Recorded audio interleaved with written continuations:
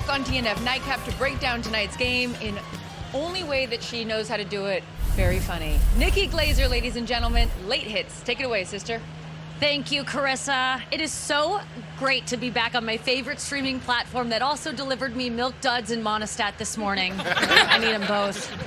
But what a night. I mean, between the Vikings helmet, the Rams head, and me sitting next to Tony Gonzalez, this is the horniest game I've ever been to. I get it. But it really is great to be here tonight in the biggest building in Los Angeles that isn't owned by Scientology. SoFi Stadium, home to the Rams. And did you guys know the Chargers also play here? That must be so confusing for their fan. But that's how high the rent prices are in LA. Even billion-dollar sports franchises need to have a roommate.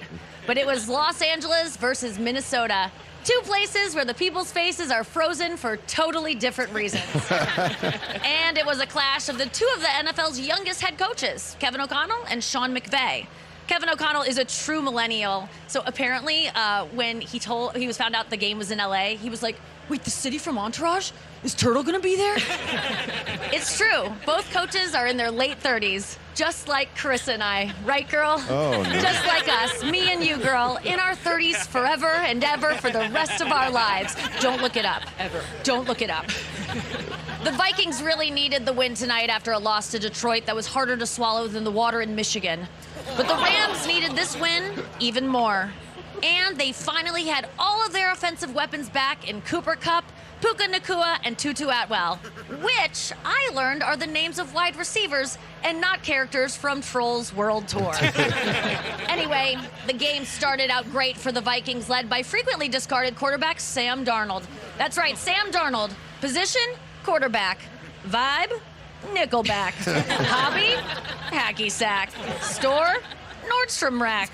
Bert, Bacharach. Nikki, back on track. He hit Justin Jefferson again and again on the opening drive. Poor Justin. All that jewelry, and he plays for a team with no rings. But just like we all expected, the touchdown pass went to who else but Josh Oliver? Sorry, no picture available. If you're wondering where Justin Jefferson went, he went to Jared. But the Rams answered right back with an amazing drive from Matthew Stafford. I actually didn't know Matthew Stafford was born in Tampa until I saw one picture of him. I mean, look at him. Did you know Matthew Stafford has to leave practice early every day to go round up them hogs? It's true. But the highlight of the first half for me was this guy I spotted on the sidelines. I mean, look at that mustache. Good day to you, sir. I mean, if he's here, who's tying damsels to train tracks? This guy looks like his safe word is indubitably. But the offenses in the first half were unstoppable. Everyone was scoring. Kyren Williams scored. Josh Oliver scored. Trent Sherfield scored. And finally, someone I wrote a joke about scored. Cooper Kupp. Cooper Kupp.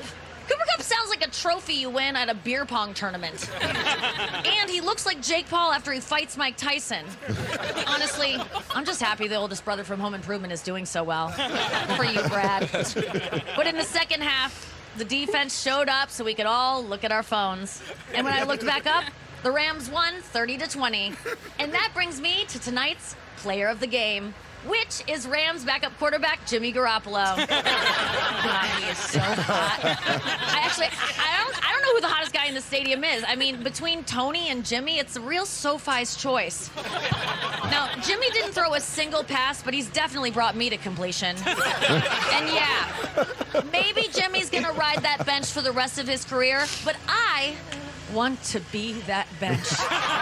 I'm Nikki Glaser, and those are my late hits. 39! Oh, my goodness.